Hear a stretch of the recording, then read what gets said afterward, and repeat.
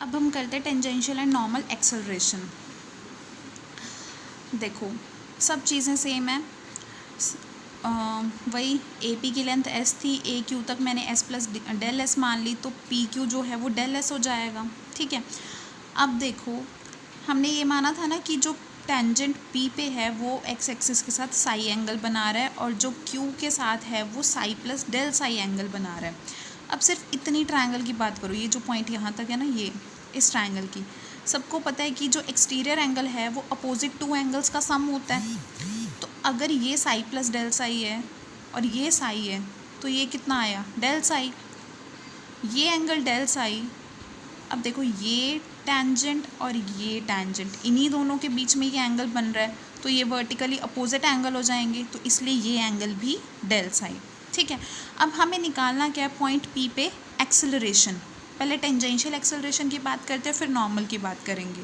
Tangential acceleration तो हम क्या करते हैं, यहाँ पे जो अब एक्सेलरेशन निकालने के लिए चेंज इन वेलोसिटी देखेंगे। चेंज इन वेलोसिटी कैसे कि क्यू पॉइंट पे जो वेलोसिटी है अलोंग दिस टेंजेंट माइनस इस पॉइंट पे जो वेलोसिटी है अलोंग द टेंजेंट। ठीक है, उन दोनों का डिफरेंस लेंगे अपॉन टाइम। हमने क्या किया, हमने ये मान लिया कि P पॉइंट पे जो वेलोसिटी है वो V है और Q पॉइंट पे जो वेलोसिटी है वो V प्लस डेल V है।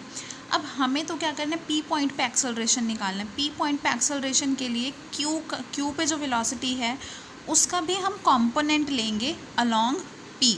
ठीक है, क्योंकि हमें P पे जो टेंजेंट है सिर्फ उसी के अलोंग देखनी है वेलोसिटी। अब अगर देखो ये वेलोसिटी वेक्टर है, जैसे ये क्या है, इस लाइन के साथ क्या डेल साई एंगल बना रहा है, तो इस वेलोसिटी का मैं इसके अलोंग कंपोनेंट निकाल सकती हूँ। एक तरह से हॉरिजॉन्टल कंपोनेंट की बात हो गई। तो ये अगर v प्लस डेल वी है तो इसके अलोंग इसकी वैल्यू क्या हो जाएगी, या इसका कंपोनेंट क्या हो जाएगा, v plus del V cos del psi. ठीक है, तो इस वेलोसिटी का कंपोनेंट आ गया along the tangent at p, और इसका खुद का P पॉइंट पे जो खुद पे वेलोसिटी थी वो थी v।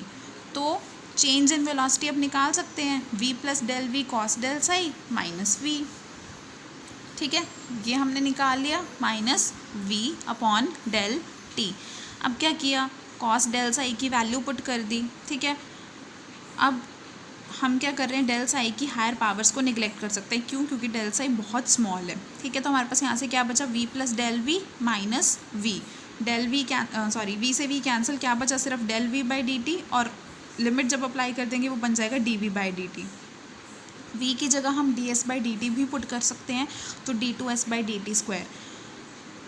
ठीक है, मतलब जो टेंजेंशियल एक्सेलरेशन है उसको हम इस फॉर्म में भी लिख सकते हैं, इस फॉर्म में भी लिख सकते हैं, या फिर इसको इस तरह से भी लिखा जा सकता है। देखो D V by D T, D S से मल्टीप्लाई, डी एस से डिवाइड। ठीक है, तो D V by D S और इस D S by D T को क्या लिख दिया, v, तो v D V by D S. तो ये तीन फॉर्म्स हो गई जिसमें हम टेंजेंशियल एक्सेलरेशन को लिख सकते हैं। अब बात करते हैं नॉर्मल एक्सेलरेशन की। नॉर्मल एक्सेलरेशन का मतलब q पॉइंट पे